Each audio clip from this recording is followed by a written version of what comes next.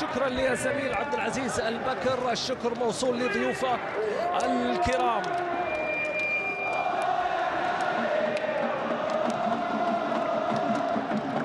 بسم الله الرحمن الرحيم. أيها السيدات والسادة، أيها الأحباء، سعد الله أوقاتكم، مساء الخير عليكم هنا في أغلى الكؤوس، هنا حيث يطل عليكم الهلال ويظهر في هذا اللقاء المهم والكبير بالتأكيد في واحدة من قمم ربع النهائي بالتأكيد ما بين الهلال والفتح.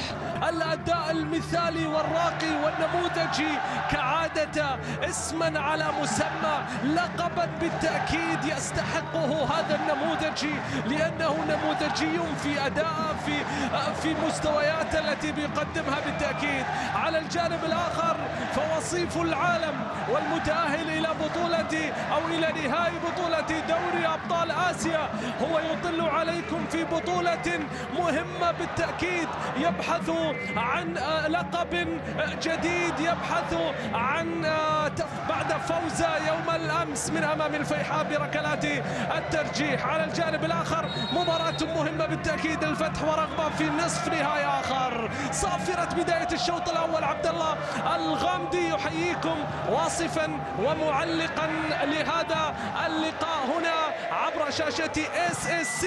أهلا ومرحبا بكم مشاهدينا متابعينا. الانطلاقة للفتح، الانطلاقة للنموذجي، واللي يقدم فيه 10 أهداف من أصل 34 هدف سجلها الفتح هذا الموسم. كرة طويلة إلى الأمام من بتروس باتجاه مراد، باترا لاعب على لاعب خطير. هذه مواقف اللي يحبها مراد، عدى وسدد. هذه مواقف اللي يحبها، هذه حالات اللعب اللي يحبها، هذه المناطق اللي يفضلها. كويلار تغيير اتجاه اللعب بصورة مثالية. سعود استلم، كويلار، كاريو، يا سلام! ما هو القرار؟ ما هو القرار؟ سقط سعود داخل منطقة الجزاء، وحكم المباراة لم يعطي قرار حتى الآن إلا بصافرة وخطأ لمصلحة الهلال. هو صفر لكن ما أعطى إشارة لا إلى خطأ ولا إلى ركلة جزاء، لأنه يحب أن يتأكد من اللقطة أكثر، يحب أن يتأكد من اللقطة أكثر. هذه اللعبة مرة أخرى، سالم النجدي وسعود عبد الحميد، تمريرة كاريو. هذا التدخل هل كان على خط منطقة الجزاء أم كان خارجها؟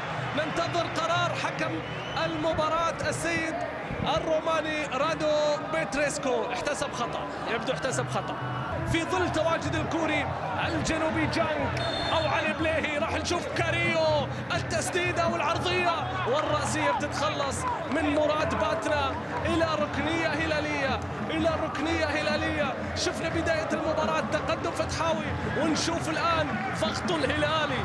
ليش؟ لأن في فار، في حديث مع أوفيديو هاتيغان الروماني الآخر الموجود في غرفة الفار. ماذا لدينا يا رادو يا بتريسكو؟ ماذا لدينا؟ هل باتنا لمسها بيده؟ هل باتنا وقع في المحظور؟ شوف اللقطة مرة أخرى، الصافرة من حكم المباراة، الانتظار، الترقب بالتأكيد قد تكون واحدة من اللحظات المؤثرة في شوط المباراة الأول. هل سيذهب رادو بتريسكو لمشاهدة لقطة مراد باترا؟ سنتأكد، راح نشوف بالنسبة لهذا السيد الروماني.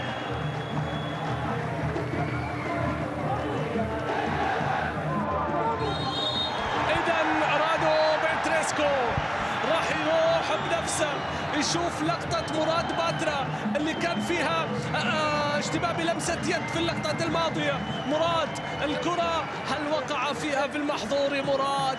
هل هنالك ركلة جزاء من بدري لمصلحة الهلال؟ هل تشهد الربع ساعة الأولى ركلة جزاء من بدري؟ وقد نشاهد أول أهداف المباراة. مراد باترا واللقطة اللي يتابع معها حكم المباراة، هل كان فيها لمسة يد في هذه اللقطة؟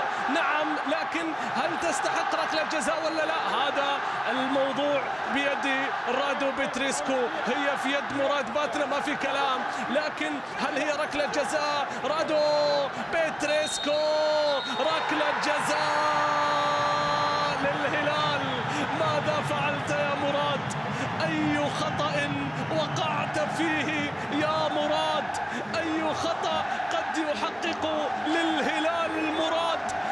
قد يحقق للهلال المراد في الربع ساعة الأولى من عمر المباراة.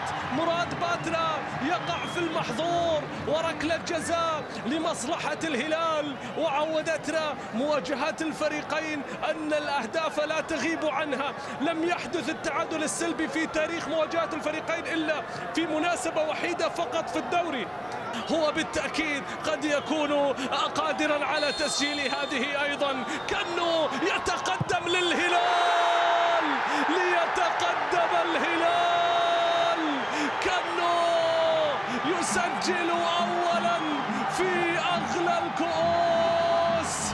الهلال دوم رافعين الرؤوس، الهلاليين دوم رافعين الرؤوس. يتقدم كنو بالهلال أولا، يقدمهم بهذه ركلة الجزاء وبهذه الطريقة وبهذا التنفيذ. من سجل في الوداد أمام 80,000 في الوقت القاتل لن يعيق تسجيل هذه في هذه الأوقات المبكرة.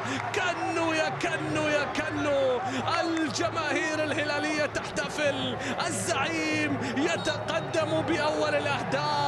مواجهة الفريقين لا تغيب عنها الأهداف، قلما تغيب.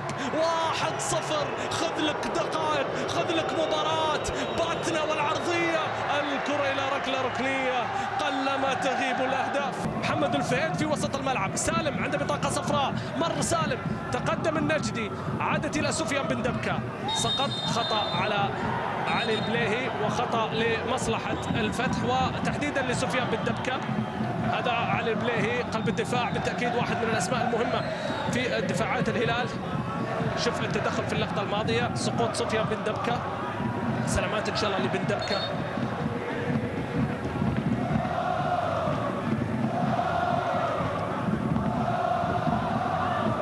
بطاقة صفراء إذن تظهر في التمريرة مباشرة باتجاه ميشيل دلغادو، وصلت إلى حمد خاطئ. شوف دفاع الفتح، شوف وسط الفتح وين يتقدم، شوف الفتح في الهجوم. مراد عرضية، الله،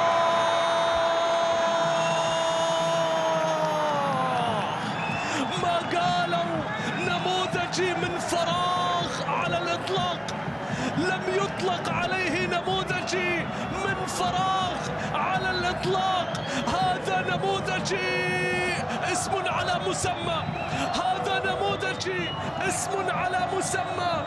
داخل الملعب، المستوى، التكتيك، العمل، الدفاع، الهجوم، في كل الأحوال نموذجي يا فتحاوي، نموذجي يا فتحاوي. عرضية مراد يعوضهم بهذا الأسيست ويضعها في راس في شباك المعيوف ليسجل البريكان. هذا المهاجم الذي يستمر في العزف هذا الموسم ولا يتوقف، يستمر في العزف ولا يتوقف. 1-1 في فار، نعم، في توقع واحتمالية أن اللقطة الماضية أوف سايد وتسلل، لكن شوفوا العمل، شوفوا الهدف الذي يؤكد الآن، شوفوا فراس الذي يستمر بتقديم الأفراح الموسيقية وتقديم الطرب لدى جمهور الفتح.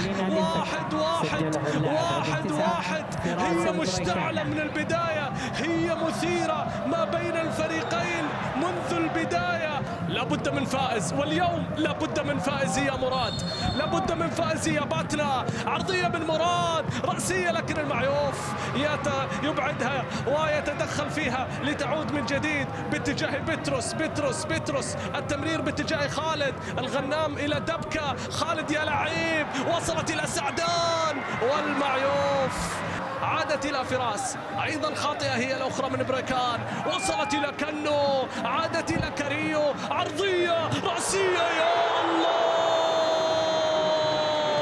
أي تصدي يا جاكوب، أي تصدي يا جاكوب، تصدي، ابعاد ابعاد لاخطر كرة هلالية منذ هدف كانو. شوف عرضية كاريو وشوف ابعاد جاكوبرين السويدي يبعد كرة النيجيري، لكنها لا زالت للهلال باتجاه كانو، بتتخلص لتعود مرة اخرى.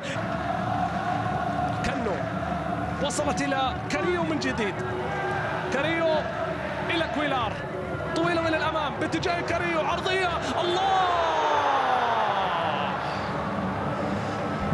حلوة لمصلحة الهلال لكنها لم تكتمل. الثابتة لمراد، البحث عن الهدف الثاني باتجاه فراس، لكن إيجالو وصلت إلى الفهد، تسديدة قوية وجميلة من الفهد، لكن الكرة إلى ركلة مرمى. رمي التماس، خاطئ الاستلام من حمد، وصلت إلى مراد من أمام علي البليهي، مراد باترا، المرور، التمرير، بطرس والتسديدة، والكرة من دبكة وصلت إلى المعيوف. يرفض الدبكة معيوف في اللقطة الماضية. خطأ لمصلحة سفيان بن دبكة، ومعه أيها السيدات والسادة الشوط الأول ينتهي بصافرة السيد رادو بيتريسكو الرجل الروماني الذي يعلن نهاية شوط المباراة الأول بالتعادل الإيجابي ما بين الفريقين. بدأ الهلال أولا عن طريق كانو قبل أن يعود الفتح بكرة فراس البريكان، وبالتأكيد إضافة قوة هجومية في الجهة اليسرى بقيادة ناصر الدوسري وميشيل دلغادو. إذا دياز يأتي بهذا التغيير الأول مع بداية شوط المباراة الثاني، وفي انتظار شوط ثاني مثير من الجانبين. أيها الأحبة مشاهدينا متابعينا عبر قناتكم قناة الSSC، عبد الله الغامدي يحييكم واصفا ومعلقا مستمتعا وشاهدا على هذا اللقاء هنا من استاد الأمير فيصل بن فهد في الرياض، تحديدا في الملز. الطريقة اللي انت تحبها ما تطبقها كما يجب امام الفتح، لان الفتح لديه كل الامكانيات للضغط العالي. العمل في الشوط الثاني بالنسبة لدياز، العمل في الشوط الثاني بالنسبة لبقية لاعبي الهلال، وايضا بالنسبة لدوريس، لكن ايجالو وميشيل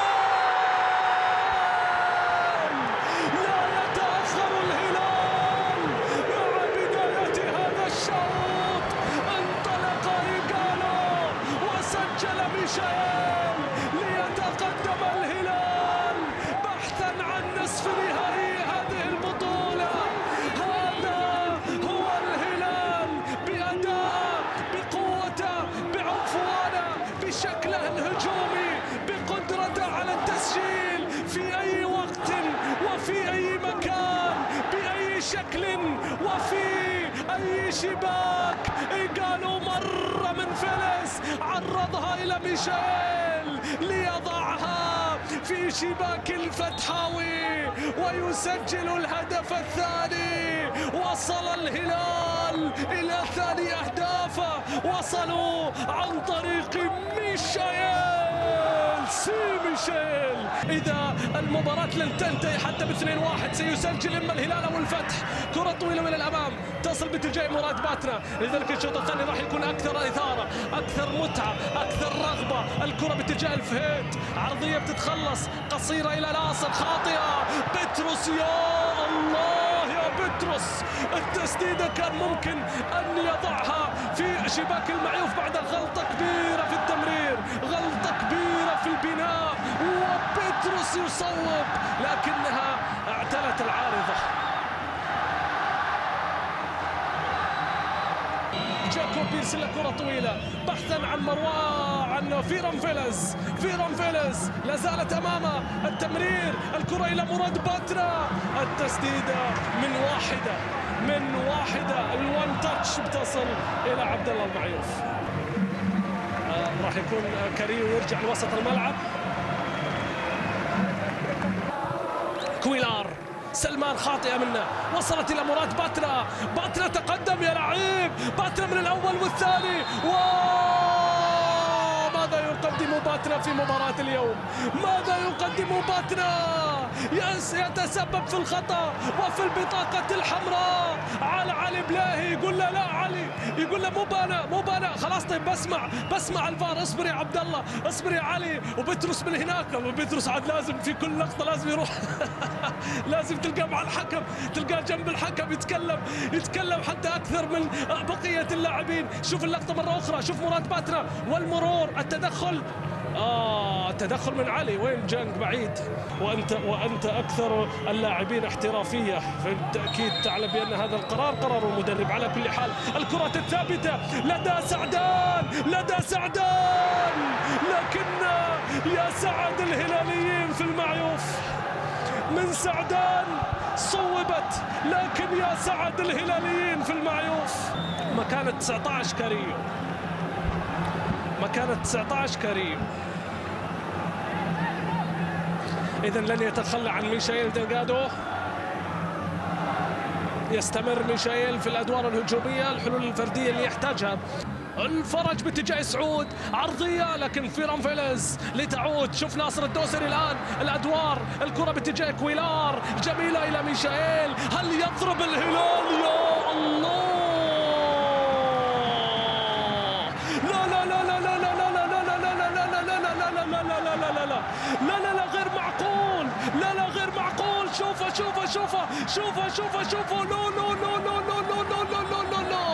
الانقاذ يا جاكوب، الانقاذ يا ريني، هذا انقاذ ربع نهائي بطولة كأس الملك.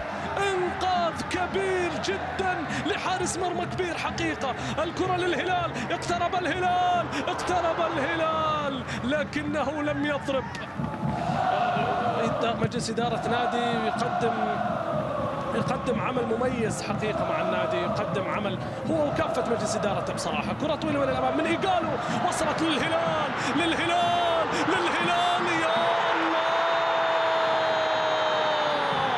ومن للمعالي سواه، هلال يضيء الحياة، زعيم لكل العصور، عظيم بفضل الإله. الهلال يتقدم ويضيء سماء الرياض، كبير آسيا ومتزعمها والمتربع على عرشها، يعود إلى البطولات المحلية من أجل أن يظهر ويستمر في حصد الأرقام والألقاب. سلمان الفرح إلى إيجالو لتأتي وتستمر لحظات الفرح للهلال، لتستمر لحظات الفرح للزعيم. ومن للمعالي سواه، هلال يضيء الحياة، يضيء المدرج والملعب وسماء الرياض. رغم النقص، رغم الغياب، لا يزيده إلا إصرار، لا يعطيه إلا قوة كبيرة من أجل الانتصار. هذا هو الهلال، ولكم في غيره الكثير من الأمثلة. 3-1 أمام النموذج اللي بيحاول كرة.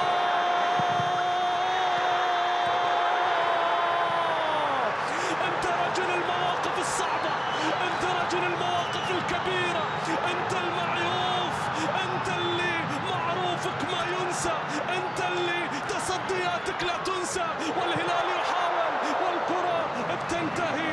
أي تصدي يا معيوف، هاتها يا مخرج، أردها حتى لو كانت منكم، أردها حتى لو كانت من لعيبة الهلال أو لعيبة الفتح. أمام الكل أنا حامل عرين.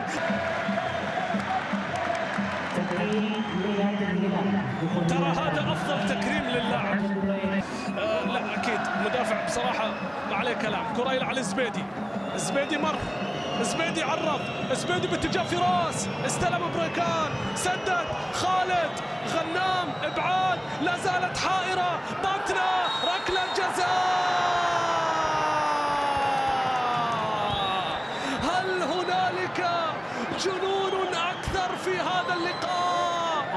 البريك بديل رامون دياز، وتونا نمدح رامون على ما يقدمه، ولن تكون هذه ممن يبخس حق عمله حقيقة بعد في دقائق المباراة. شوف مراد، المرور، السقوط، البريك، هل فيها ركلة جزاء ولا لا لمصلحة مراد باتنا؟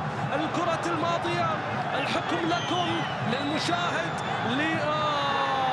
بالتأكيد أيضا غرفة الفار، الحديث مع غرفة الفار، وراح يروح يشوفها حكم المباراة السيد باتريسكو. اللقطة الماضية البريك اللي كان يطالب حكم المباراة بأنه ما رفع رجله، أنه ما سوى شيء، أن التدخل كان من مراد باتنا في اللقطة الماضية. وحقيقة اللقطة توضح أن محمد بريك لم يقع في المحظور، لكن سننتظر قرار وتأييد حكم المباراة، إما لصحة قراره أو يلغي هذه الركلة. راح نشوف. هاتيغان استدعاه وهو شافها، وما هو القرار؟ لا، الجمهور الهلالي يحتفل وكأنه سجل هدف رابع في المباراة، وأفضل هلال لا منافس له على الإطلاق. قلتها سابقا ونعيدها في كل محفل، علقت على الهلال أمام فلامينغو وحقق ذلك المنجز التاريخي بالوصول إلى نهائي بطولة كأس العالم. الهلال أمام فولاذ والفوز والوصول إلى سيمي فاينل بطولة آسيا وبعد ذلك النهائي. الهلال نعم أقل هلال فيه ينافس على كل الألقاب.